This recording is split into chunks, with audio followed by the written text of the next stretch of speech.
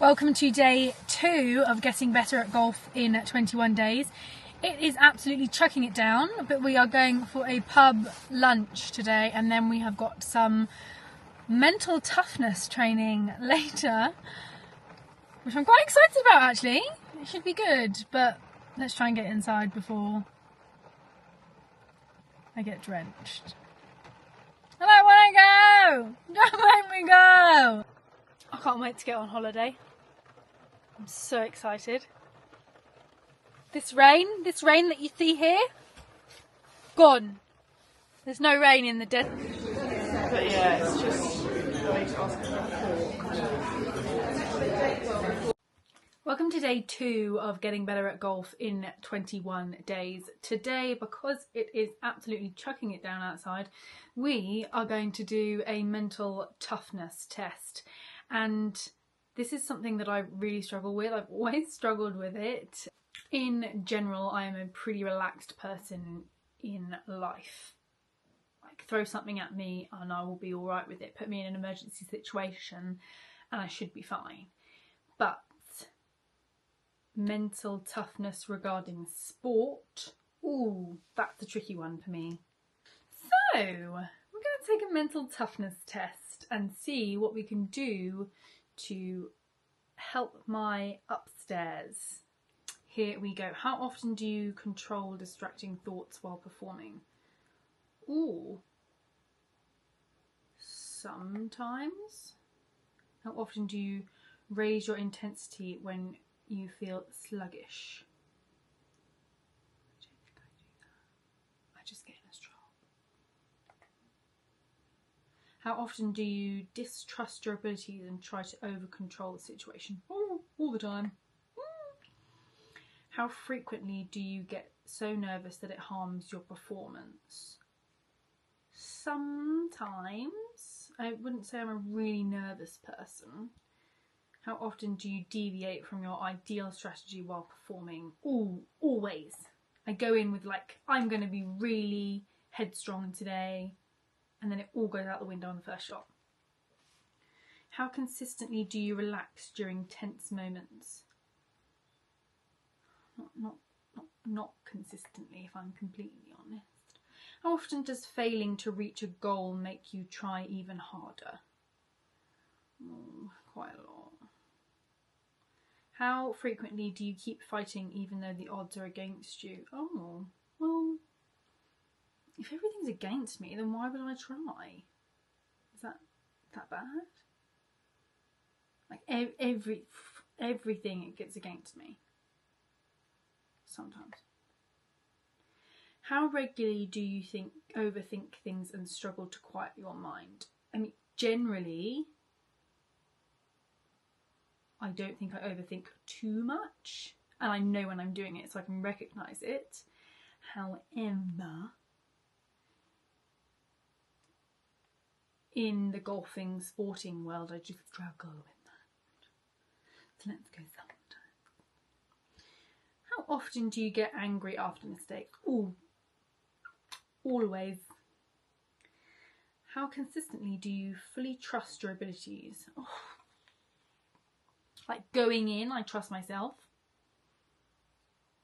It's just in the moment that it sometimes toddles off. So let's do sometimes. How frequently do you overcome self-doubts when they creep in? Sometimes, because I can get out of the funk. How regularly do you make correct decisions under pressure?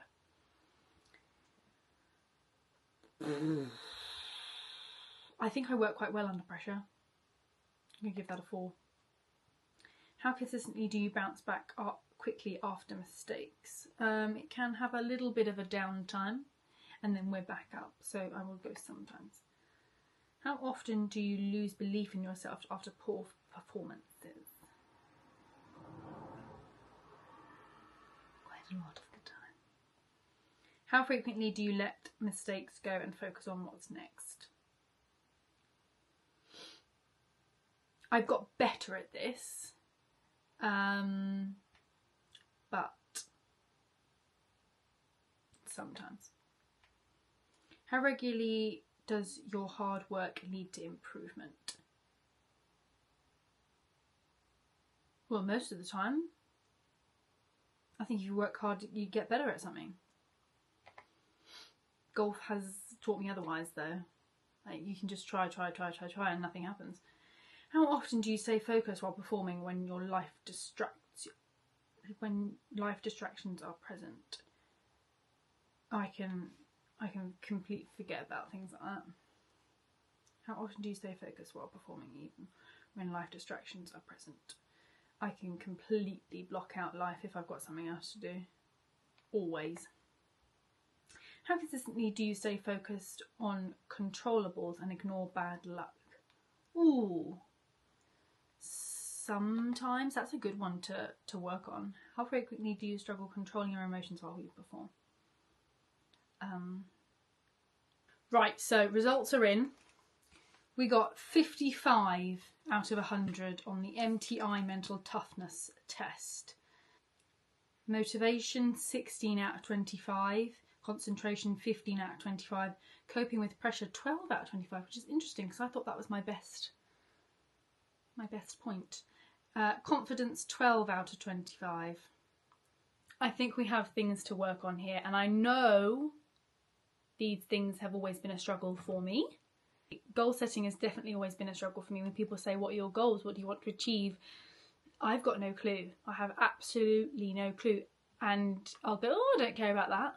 I don't care about that. But maybe that's we're going real deep here into the psychological side.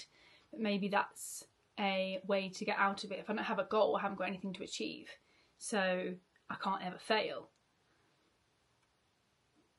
So let's set some goals. Goal number 1, I am not going to, from this point on, talk badly about my golfing ability. I do this all the time. People will go, oh, you're really good at that. And I go, no, I'm not. I'm really bad at it. I'm really bad at golf. So from now on, no more bad talking about myself. Number 2, I'm going to try and manage my immediate emotions. I have already tried to do this. I know that I'll hit a bad shot and immediately I'll go, oh my God, I hate that. That's awful. Why have I done that? I could have done so much better. And I just go in on myself.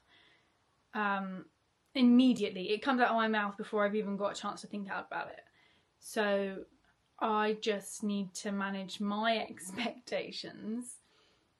And when I'm going into it, I need to concentrate more on the fact that I am hitting a shot, and that if it goes well, perfect. If it goes badly, perfect. I just need to react the same.